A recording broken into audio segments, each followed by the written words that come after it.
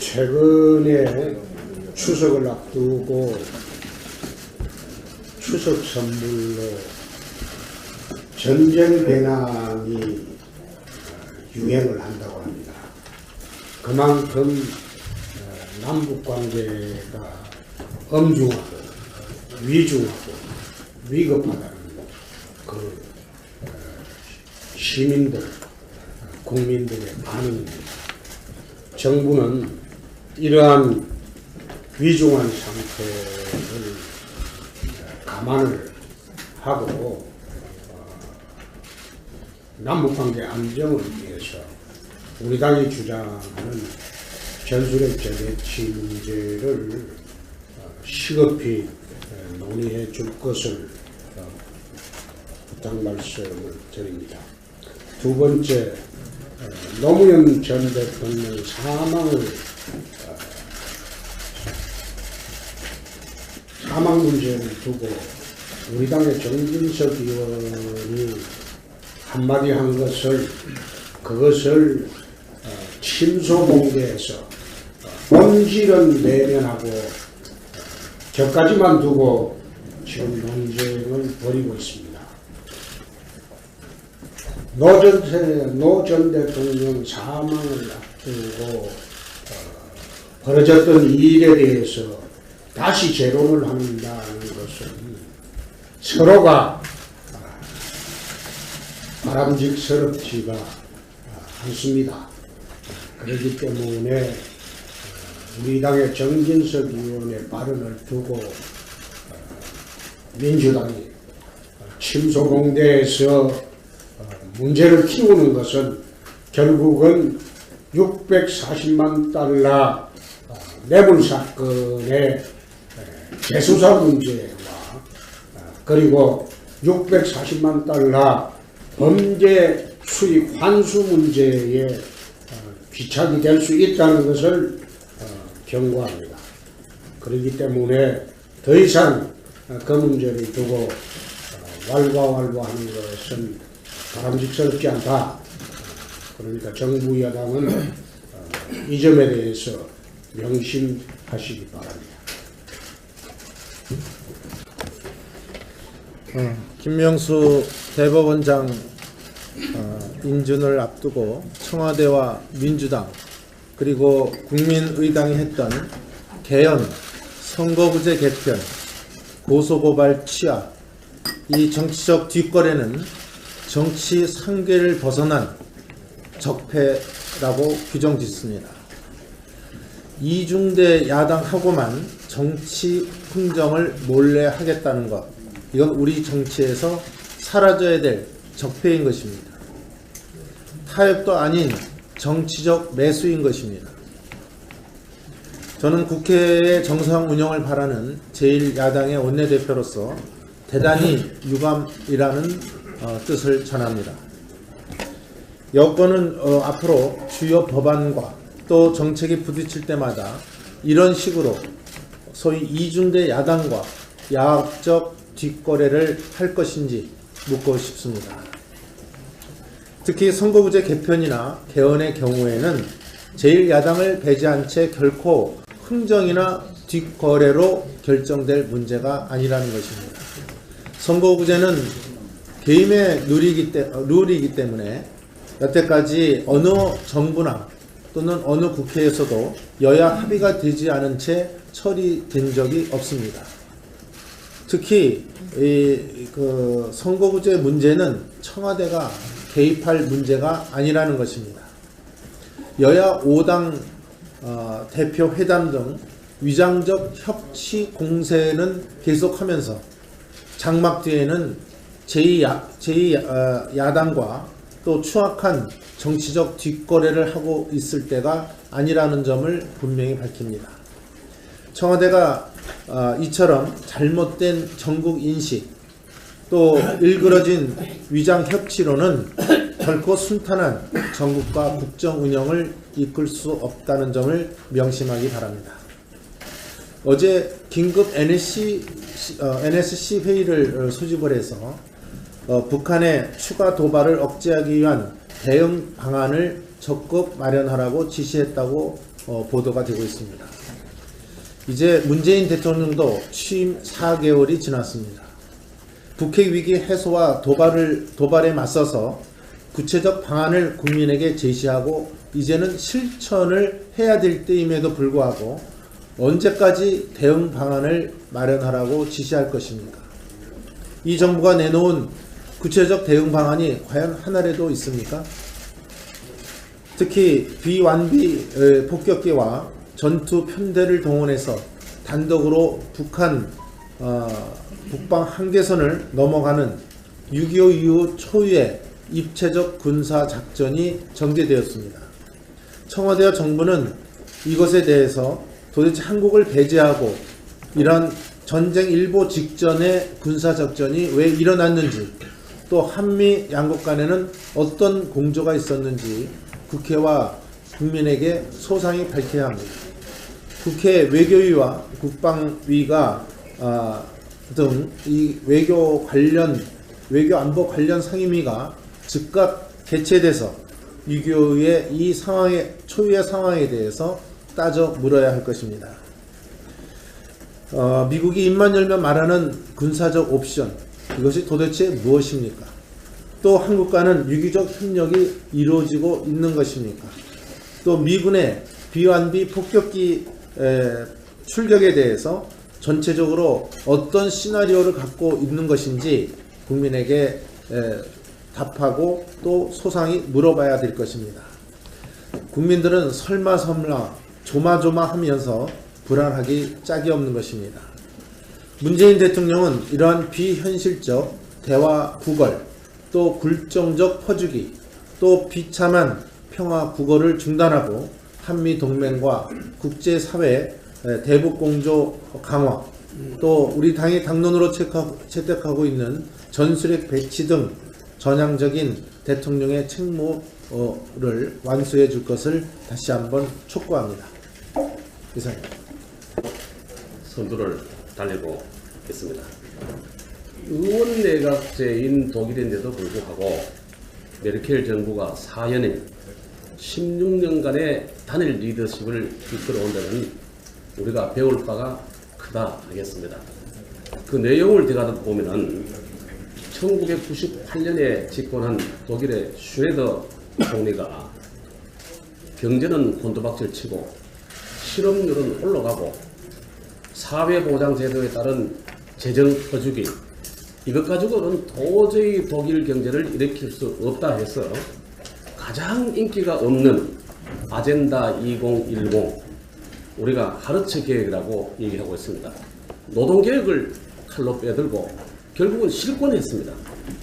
정권을 놓쳤는데 반대편에 있는 메르켈이 집권했지만은 그대로 노동계획을 추진을 했습니다. 지금까지도 계승하고 있습니다.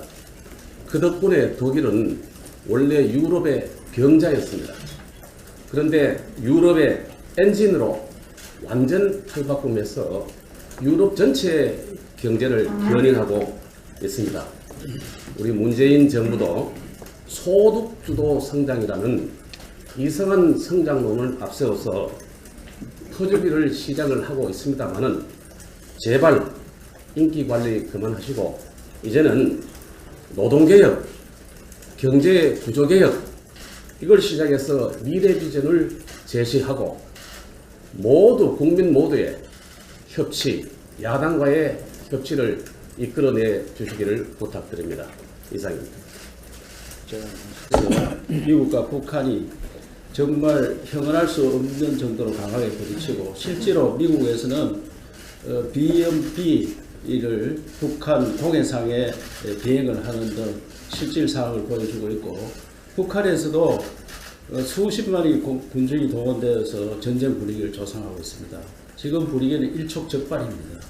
그래서 지난 6.25 때도 일요일날 새벽에 기습을 해왔다는 것을 감안해서 이제 긴 연휴가 시작됩니다. 우리 정부에서는 위기의 시간을 생각하고 여기에 철저히 대비해야 된다고 생각합니다. 그래서 연휴 시작 전인 이번 주 중에 반드시 북핵 비상사태와 관련한 대국민 교육 및 홍보를 실시하고 공공정보 및 위기 대응 시스템을 철저하게 점검할 것을 당부드리고, 재난방송의 KBS가 지금 파업 중에 있습니다. 반드시 정상화시켜서 이런 교육을 앞장서야 되고 적극적인 재난방송을 할 수 있어야 됩니다. 대비를 해야 됩니다. 일본의 사례를 보면은 지난 9월 15일 오전 6시 57분 북한이 일본 상공을 가로질러 탄도미사일을 쐈을 때 일본은 J-얼러트 경보 시스템을 통해 미사일 발사 3분 만인 오전 7시 정각에 지역 주민 2,500만 명에게 경보를 전달했습니다. 신간센도 7시에 곧바로 멈춰섰습니다. 이는 북한 미사일이 일본 상공에 도착하기 4분 전입니다. 우리는 과연 그래 할 수 있겠습니까? 이번 연휴를 계기로 다시 한번 공공 시스템이나 KBS 재난방송을 정상화해서 국민들로 하여금 안심하고 연휴를 보낼 수 있도록 준비해 주시기 바랍니다. 유럽의 겨울 스포츠 강국인 오스트리아와 프랑스, 독일이 한반도 긴장 고조를 이유로 하여 2018년 평창 겨울올림픽 불참 가능설이 계속 나오고 있습니다. 카를 슈토스 오스트리아 올림픽위원회 위원장은 상황이 나빠지고 우리 선수의 안전을 더는 보장 못한다면 우리는 한국에 가지 않을 것이라고 말했다고 영국 데일리 메일이 보도를 했습니다. 독일 내무부도 같은 날 현지 스포츠 전문 통신사에 평창 올림픽의 안전 문제와 독일 대표팀이 국내에 있게 될 가능성과 관련해서 정부는 올림픽위원회 보안 당국과 협의해 적절한 시기에 발표를 하겠다라고 밝히면서 불참 가능성을 비췄습니다. 우리는 어떤 것이 사실이라고 믿어야 합니까? 대한민국의 대통령이 북악산에 반려견을 데리고 산책할 만큼 정말 평화스러운 것입니까? 아니면 국민의 눈과 귀를 가리고 있는 것입니까? 왜 중요한 몇몇 개국이 불참한다는 이야기가 흘러나오는지 정확한 설명을 부탁드리겠습니다. 이상입니다. 하지 않는 MBC의 경영과 관련된 자료를 요구할 어떠한 법적 권한도 없습니다. 또 지난 1988년 방문진이 설립된 이후 30여 년간 어느 정부에서도 이 같은 자료 요구를 한 전례가 없는데 문재인 정부가 아직도 촛불에 취해 방송 자유 역사에 오점을 남기는 행동을 서슴지 않고 있습니다. 방통위가 권한과 전례를 넘어 검찰 수사, 세무 조사를 방불케 하는 5년간의 MBC 경영 전반에 대한 자료를 요구하는 것은 방문진에 대한 검사 감독이 목적이 아니라 권력 동원을 통해 방문진 이사장과 MBC 사장을 내쫓겠다는 의도입니다. 문재인 정부는 불법은 또 다른 불법을 낳고 정치 보복은 또 다른 정치 보복으로 이어진다는 것을 유념해 주시기 바랍니다. 우리 자유한국당은 문재인 정부가 탈법적인 권력 남용을 통해 방송장을 시도하는 것을 절대 좌시하지 않을 것입니다.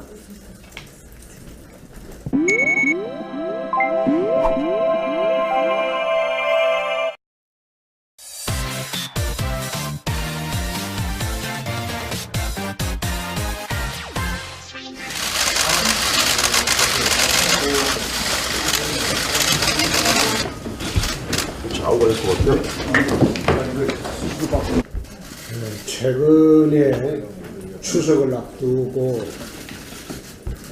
추석 선물로 전쟁 배낭이 유행을 한다고 합니다. 그만큼 남북 관계가 엄중하고 위중하고 위급하다는 그 시민들, 국민들의 반응입니다. 정부는 이러한 위중한 상태를 감안을 하고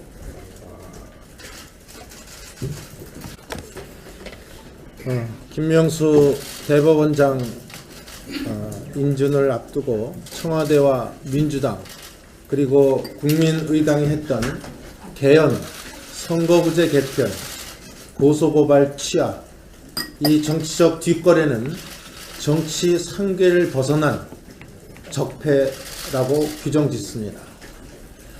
이중대 야당하고만 정치 흥정을 몰래 하겠다는 것, 이건 우리 정치에서 사라져야 될 적폐인 것입니다. 타협도 아닌 정치적 매수인 것입니다. 저는 국회의 정상 운영을 바라는 제1야당의 원내대표로서 대단히 유감이라는 뜻을 전합니다.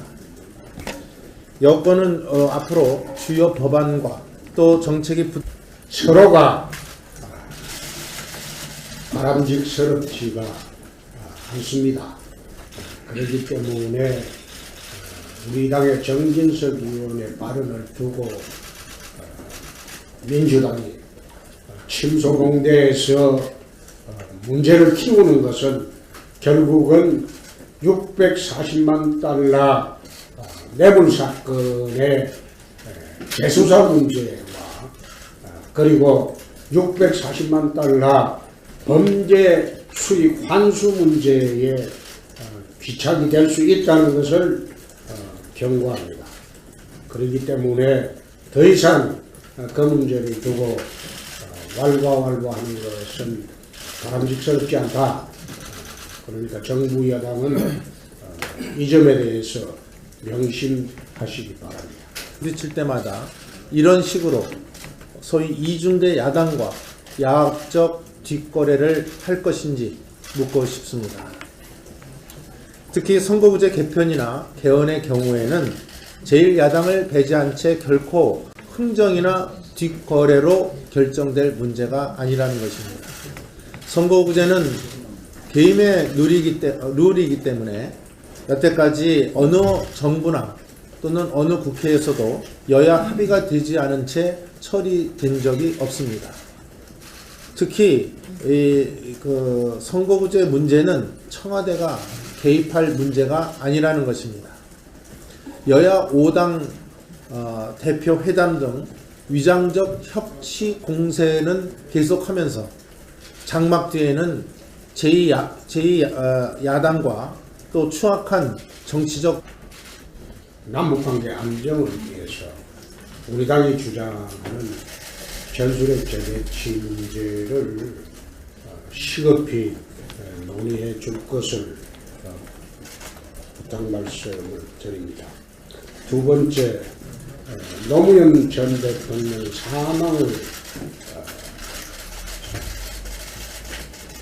사망 문제를 두고 우리 당의 정진석 의원이 한마디 한 것을 그것을 침소봉대에서 본질은 내면하고 저까지만 두고 지금 논쟁을 벌이고 있습니다. 노 전 대통령 사망을 앞두고 벌어졌던 일에 대해서 다시 재론을 한다는